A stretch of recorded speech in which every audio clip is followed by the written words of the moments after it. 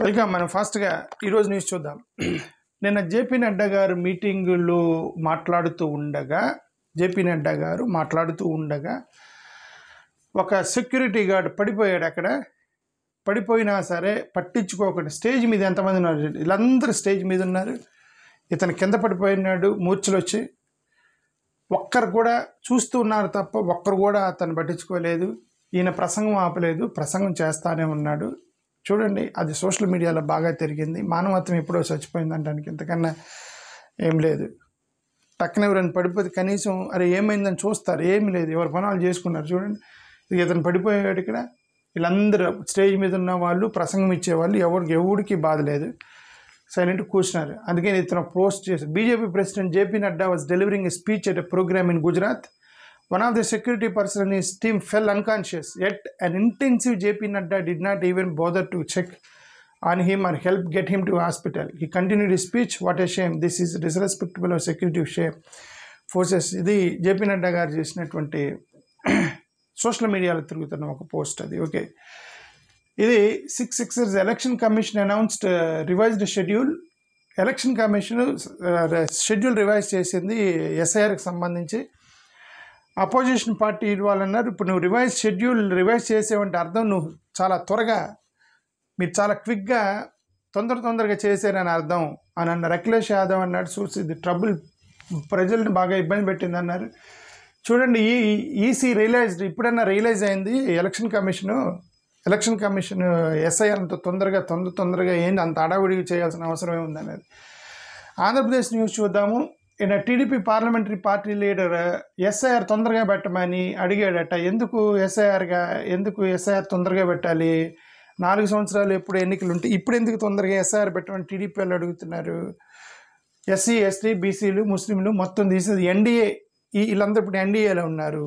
వీళ్ళందరికి సంబంధించిన ఓట్లు తొలగించడానికి ట్రై చేస్తారు. ఎస్ఐఆర్ పెట్టినప్పుడు I will open one portal, ఒక వాట్సాప్ గ్రూప్ కానీ ఒక పోర్టల్ కానీ ఓపెన్ చేస్తాను. ఎస్ఐఆర్ ఆంధ్రప్రదేశ్లో జరిగేటప్పుడు ప్రతి అక్రమంగా తీసేసిన ప్రతి ఓటర్ లిస్టు నేను ఇక్కడ చెప్తాను. ఒక్క దళితుడు కానీ, ముస్లిం కానీ, క్రిస్టియన్ కానీ, బీసీలు కానీ ఒక్కరైనా సరే ఎన్డీఏకి ఓటేయరేమో అని అనుమానంతో మీ ఓటులు తీసేస్తే నాకు ఇన్ఫర్మేషన్ ఇవ్వండి, నేను లైవ్ పెట్టి మరీ చెప్తాను ఇది ఇక్కడ ఎన్ని అన్యాయం చేస్తున్నారు వీళ్ళకి అని చెప్పి. ఎస్ఐఆర్లో జరిగే అక్రమాన్ని ఆంధ్రప్రదేశ్లో అడ్డుకునేది మనం అందరం కలిసి అడ్డుకోవాలి, మనందరం కలిసి. ఓకే, అసలు ఎస్ఐఆర్ ఎత్తేయాలని నేను కూడా కోరుకుంటున్నా. అన్ని రాష్ట్రాల్లో కోర్టులకు వెళ్ళారు, మనం కూడా అపోజ్ చేద్దాం ఎస్ఐఆర్ని. ఎస్ఐఆర్ లేదు, ఏం లేదు. ఓకే, డైరెక్ట్గా అందరు గతంలో లేని ఇప్పుడు ఏందండి, గతంలో అసలు ఎందుకంటే ఆధార్ కార్డుకి లింక్ పెట్టమంటే ఆధార్ కార్డు చిత్తుపేపరం చేశారు వీళ్ళు. ఎస్ఐఆర్ ఏందండి, ఏంటి మీరు చేసేది? ఎస్ఐఆర్ ఆధార్ కార్డు ఉంది కదా, ఆధార్ కార్డుకి జస్ట్ సాఫ్ట్వేర్లో లింక్ చేయండి ఆధార్ కార్డుకి, అది మాత్రం చేయరు. ఏంది మీరు చేసే ఎక్సర్సైజ్ ఏంది? ఎక్కడ ఢిల్లీలో కూర్చొని 10 నిమిషాలు ఆధార్ కార్డుకి లింక్ అయితే అయిపోయింది మొత్తం.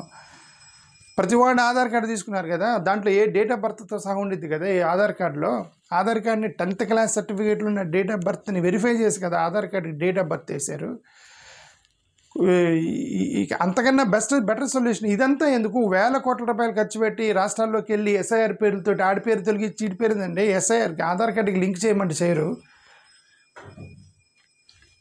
వాళ్ళు కావాల్సినవి ఉంచి మిగతా వాళ్ళు తీసేయడానికి కుట్ర ఇదంతా. Health secretaries secret mission రాటిల్స్ doctors at GGH Andhra Pradesh. నేను ఒక గుంటూరు డాక్టర్ పేషెంట్ లాగా వెళ్ళి గంట సేపు పేషెంట్ లైన్లో కూర్చొని, డాక్టర్ కాదు దీని పేరంటే చీఫ్ సెక్రటరీ, ఏదో secretary, health secretary. Okay, state health secretary Saurabh Gaurav అట పేషెంట్ లాగా గవర్నమెంట్ గుంటూరు హాస్పిటల్కి వెళ్ళాడట, కూర్చున్నాడంట, గంట సేపు మొత్తం అబ్జర్వ్ చేశాడట. 1.5 గంటల తర్వాత అబ్జర్వ్ చేశారట ఇతను మన పై ఆఫీసర్ అని చెప్పేసి. Andhra Pradesh high court slams officer for violating status quarter. Okay, విషయం ఆంధ్రప్రదేశ్ టు సెటప్ 3 డిస్టింక్ట్. నిన్న చంద్రబాబు నాయుడు గారు రాష్ట్రాన్ని 3 జోన్లుగా విభజించారు. విశాఖపట్నం, రాయలసీమ, అమరావతి జోన్గా విభజించారనమాట. దాంట్లో మరి మా ప్రకాశం జిల్లా అమరావతి జోన్లో చూశాను నేను. అది ఆ లిస్ట్ మీ లోపలంది, మీరు లోపలికి వెళ్ళి చూడండి అది ఏ జిల్లా ఏ జోన్ కిందకు వచ్చింది అనేది. సైక్లోన్ రాబోతుంది, జాగ్రత్తగా ఉండండి ఆంధ్రప్రదేశ్లో అందరూ కూడా. అన్బుమని ఇతను ఆంధ్రప్రదేశ్ ముఖ్యమంత్రి గారికి లెటర్ రాశారట. 1 ఇయర్ అనే ఒక క్యాస్ట్ ఉంది, 6% సబ్కోటా ఇవ్వాలి 1 ఇయర్ కులస్తులకి అని చెప్పేసి అనుభవాన్ ఒక ఉత్తరం రాశాడట ముఖ్యమంత్రి గారికి, ఆంధ్రప్రదేశ్ ముఖ్యమంత్రికి. ఈయన అనుభవాన్ని తమిళనాడులో ఒక పార్టీ ఉంది, దీనికి పార్టీ ప్రెసిడెంట్ పీడీపీని ఏదో ఉంది, పార్టీ పేరు కరెక్ట్గా గుర్తులేదు. 25 ఆంధ్ర టూరిస్టులు శ్రీలంకలో ఇరుక్కుపోయినది, దిత్వాలో ఇరుక్కుపోయిన వాళ్ళలో 25 మంది ఆంధ్ర వాళ్ళు ఉన్నారట. వాళ్ళని సేఫ్గా తీసుకురా. నిన్న జగన్మోహన్ రెడ్డి గారు వాళ్ళ ఎంపీలకి చెప్పారు ఏమేమి మీరు రైజ్ చేయాలి పార్లమెంట్లో అనేది. ఒకటి ఎమర్జెన్సీ రిలీఫ్ ఫండ్స్, ఎంఎస్పి ప్రొక్యూర్మెంట్కి సంబంధించి, విశాఖపట్నానికి సంబంధించి అక్కడ పార్లమెంట్లో రైజ్ చేయమన్నారట. దీంతోపాటు లేబర్ కోర్ట్స్ కూడా మీరు రైజ్ చేయాలని నేను కోరుకుంటున్నాను. ఎందుకంటే నేను ఆ ప్రొఫెసర్ రమేష్ ఛానల్లో పెడతాను, లేబర్ కోర్ట్స్ ఎక్కడనే ఏం జరిగింది అనేది ఇప్పుడే పెడతా. ఒక గంటలో, ఇది అయిపోయిన గంటలో నేను అక్కడ వీడియో పెడతాను ప్రొఫెసర్ రమేష్ ఛానల్లో. పార్లమెంట్లో ఈ లేబర్ కోర్ట్స్ అసలు పెద్ద అన్యాయం జరిగింది. దానివల్ల ప్రైవేటు ఉద్యోగులు ఎంతమంది ఉన్నారు రాష్ట్రంలో? 5 కోట్ల మందిలో 3 కోట్ల మంది ప్రైవేటు ఉద్యోగులే. 3 కోట్ల మంది ఎక్కడో సైడ్ ఉద్యోగం బతకడానికి ఎవడో కూడా ఉద్యోగం చేసేవాడు కదా. వాళ్ళందరూ కూడా లేబర్ కోడ్స్ మార్చి ఎంత అన్యాయం చేశారనేది నేను ఆ ఛానల్లో పెడతాను. దయచేసి ఛానల్లో చూడండి. ఒక 8 గంటల తర్వాత చూడండి, you will find that video. Okay. Farmer associations Andhra Pradesh oppose seed బిల్ని ఎందుకు అపోజ్ చేస్తున్నారు దీన్ని స్టడీ చేసి చెప్తాను. ఇక్కడ ఫార్మర్స్ సీడ్ బిల్ని అపోజ్ చేస్తున్నారట. Congress oppose to phase 2 land pooling in Amaravati, Sharmila గారు చెప్పారు. ఇది G Sai Prasad to be new chief secretary of Andhra Pradesh. Okay. Government nudge to exempt old teacher. Okay. AP TET qualify అవ్వాలని మ్యాండేటరీ చేసినట్టున్నారు. ఒకదే పాత టీచర్స్ని మీరు ఎగ్జామ్ చేయండి అని వాళ్ళు అడుగుతున్నారు.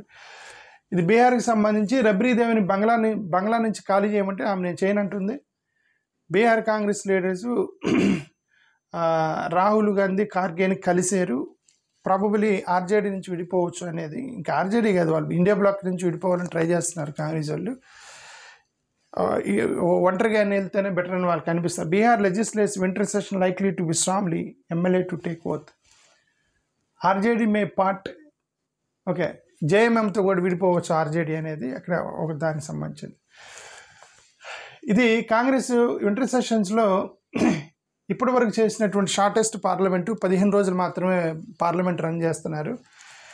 ఇక్కడ రాహుల్ గాంధీ మీద, సోనియా గాంధీ మీద కేసు పడ్డది. నిన్న ఎఫ్ఐఆర్ ఫైల్ చేశారు.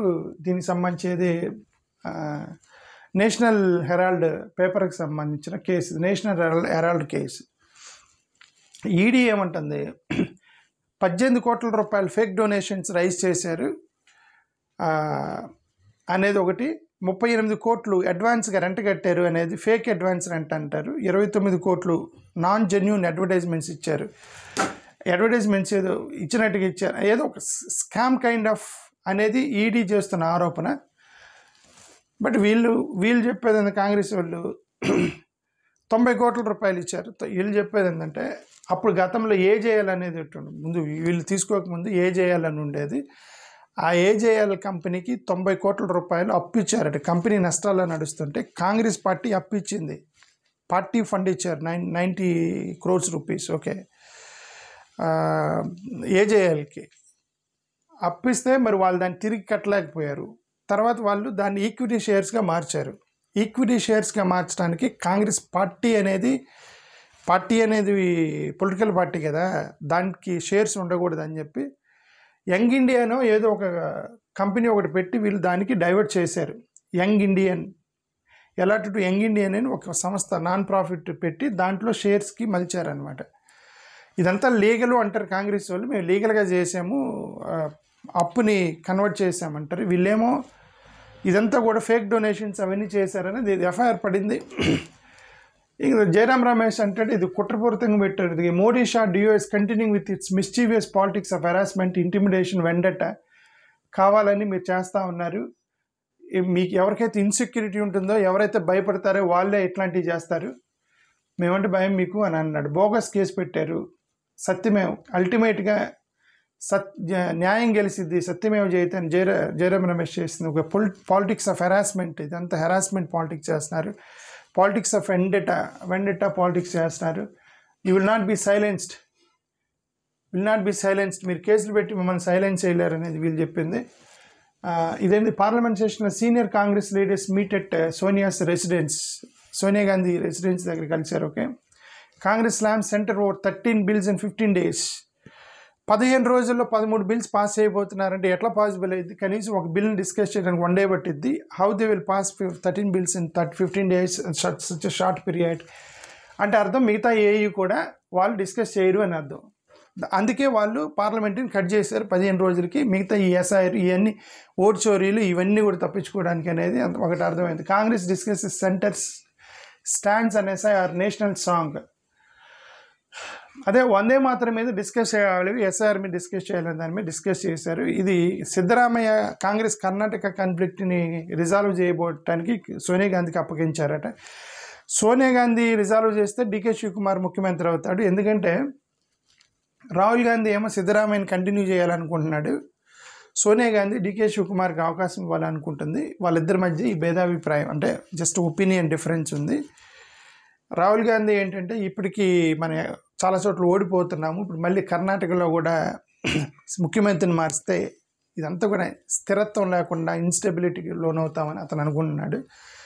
బట్ వేరే సోనియా గాంధీ ఏంటంటే గతంలో డీకే శివకుమార్కి ప్రామిస్ చేసింది ఈమె, సోనియా గాంధీ ప్రామిస్ చేసింది 2.5 years తర్వాత నీకు ముఖ్యమంత్రి పోస్ట్ ఇస్తానని. అప్పుడు కన్ఫ్లిక్ట్ చేసింది. సో ఈమె ప్రామిస్ చేసి డీకే శివకుమార్ సపోర్ట్గా ఉంది.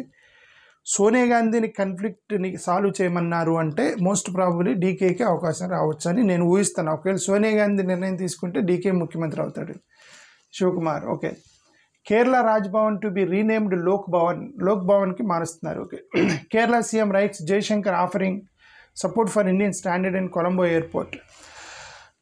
అదే కేరళ అయినా కొలంబో ఎయిర్పోర్ట్లో మా వాళ్ళు చాలామంది ఉన్నారు, మీకు హెల్ప్ కావాలంటే హెల్ప్ చేస్తామన్నాడు. ఇది కేరళ పోలీసు చూడండి, పిఎస్సి శ్రీ చిత్ర జాబ్ స్కామ్, డాక్టర్లు, నర్సులు, టీచర్లు మొత్తానికి అక్కడ మనకి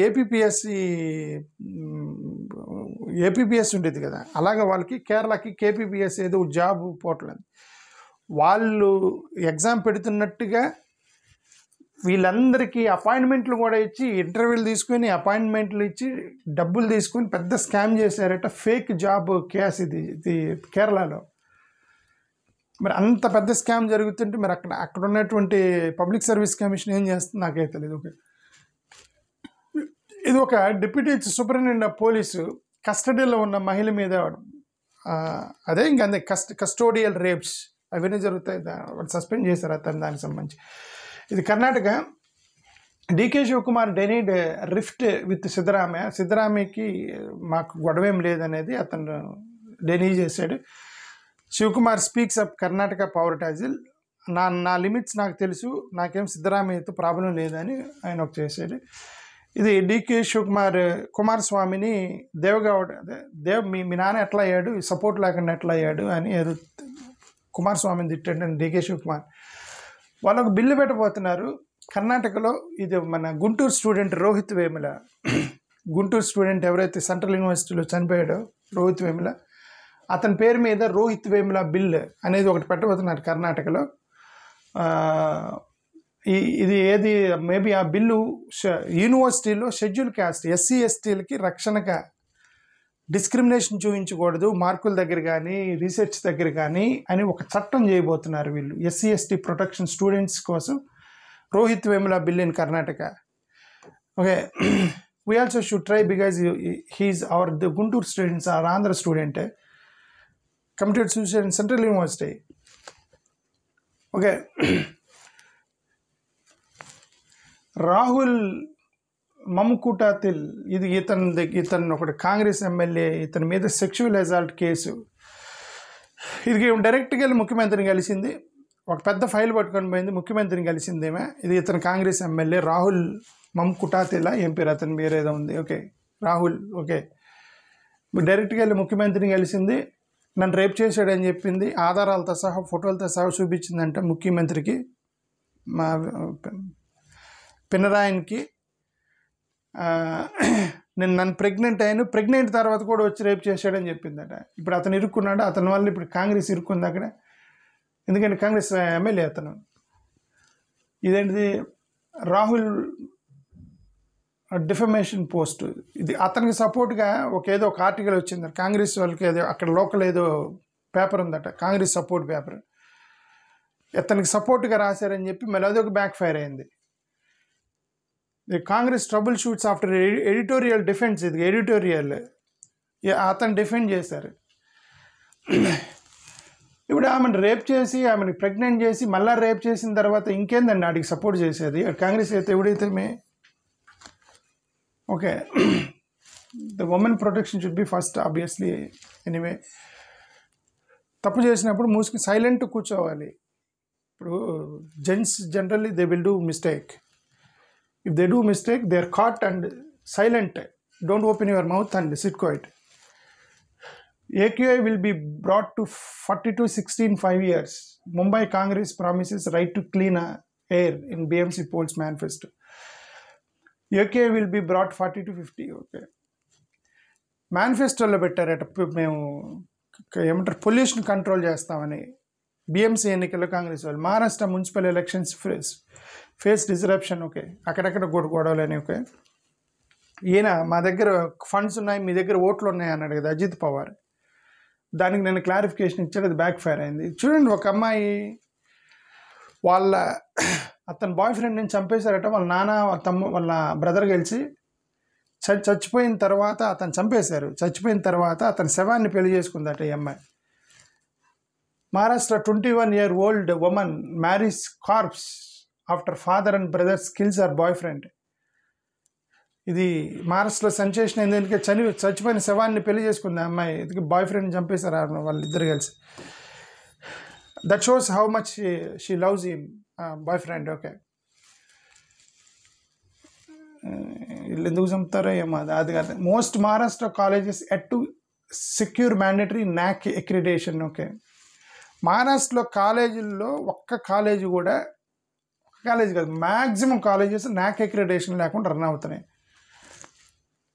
Mumbai business women stripped molested at gun point, threatened with video leak. ఇది ఇంకొకటే.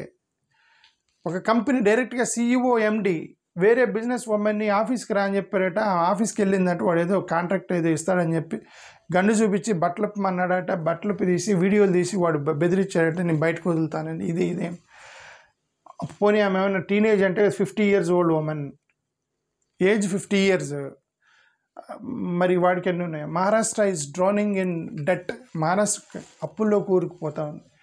టీచర్స్ మొత్తం ధర్నా చేయబోతున్నారు. ఇది మన ఆంధ్రప్రదేశ్లో ఎలా చేశారో అలానే ఇక్కడ కూడా వాళ్ళు ఏం చేస్తారంటే స్కూల్స్ అన్ని గ్రూప్ చేశారు. మహారాష్ట్రలో స్కూల్స్ని గ్రూప్ చేసి ప్లస్ లెస్ దాన్ 20 స్టూడెంట్స్, 20 కంటే తక్కువ స్టూడెంట్స్ ఉన్న స్కూల్స్కి టీచర్ ఇవ్వమన్నారు. మరి వాళ్ళు ఎట్లా చదువుతారు? ఒక స్కూల్లో 20 మందే ఉన్నారు పిల్లలు లేరు కాబట్టి టీచర్ ఏమో అంటే మరి వాళ్ళ టీచర్ లేకుండా స్కూల్ ఏంటి? ఇది మహారాష్ట్రలో.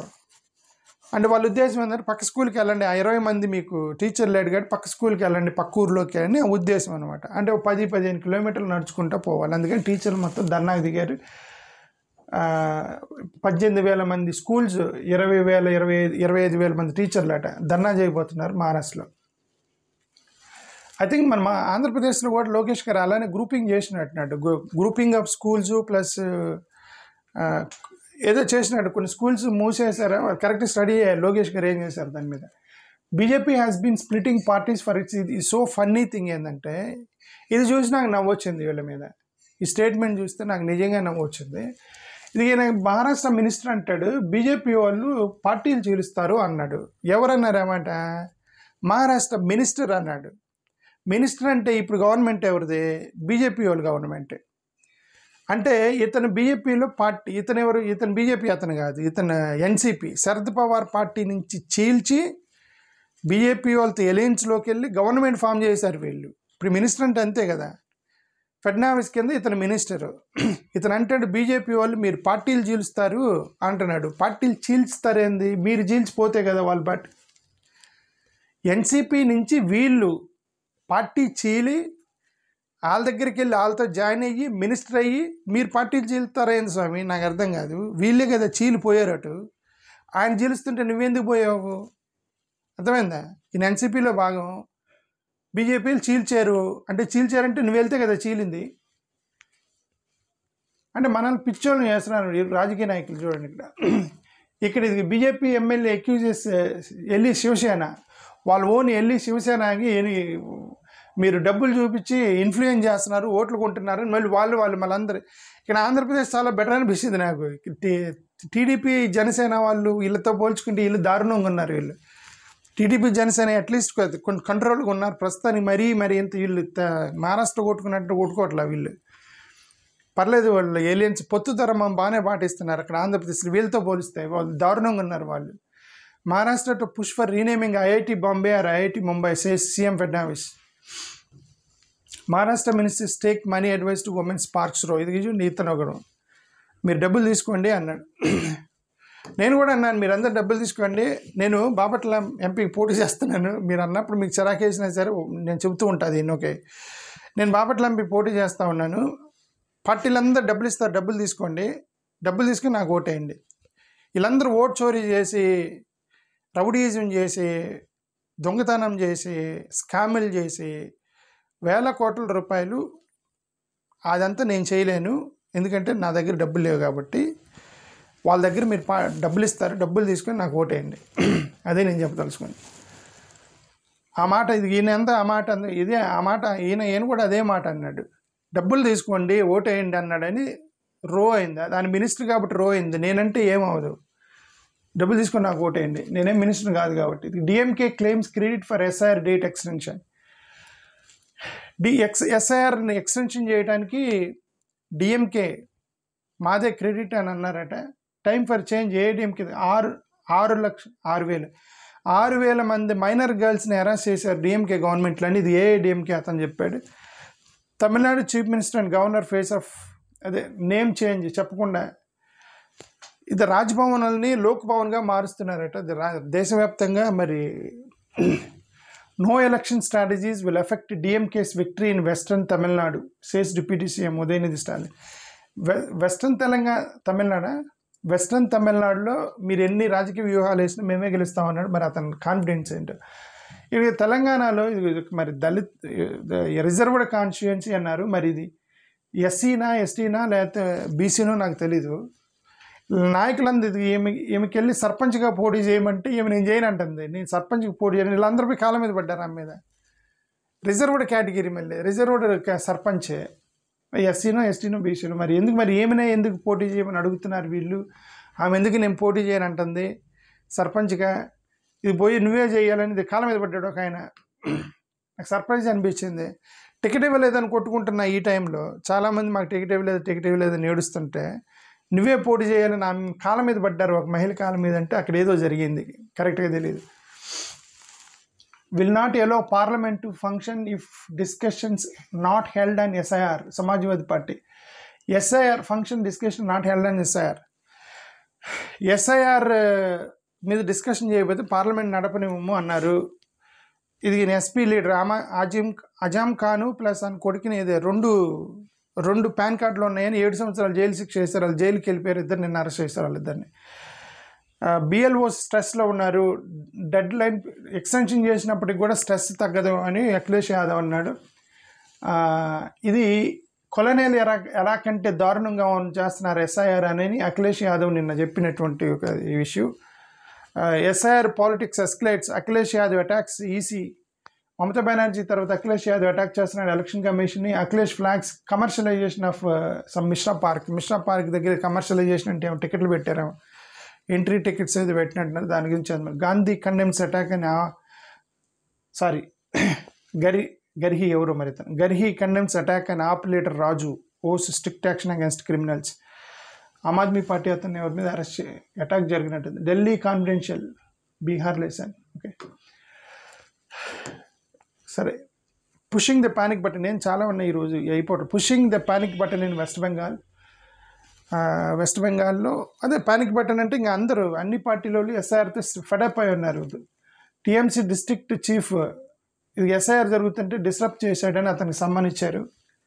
TMC demands debate and Bengal SIR government పార్లమెంట్లో ఎస్ఐఆర్ మీద డిస్కస్ చేయాలని టీఎంసీ వాళ్ళు చెప్పింది. Trinamool Congress accuses election commission of India's leaking info to BJP లీడర్స్కి ఎలక్షన్ కమిషన్ లీక్ చేస్తుంది ఇన్ఫర్మేషన్ అని చెప్పి టీఎంసీ వాళ్ళు లీక్ చేసేది వాళ్ళిద్దరు కలిసే చేస్తుంటే వాళ్ళే చేస్తుంటే అసలు first of all FIRs against Punjab CM Mann AAP leaders senior advocate ఇది వీళ్ళ మీద కేసు పడింది.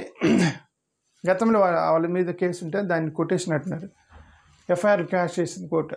ఆమ్ Aadmi party holds memorial to booth level office, అదే బూత్ లెవెల్ బిఎల్ఓ చనిపోయారు వాళ్ళకి మెమోరియల్గా ఏదో రోజు చేస్తుంది.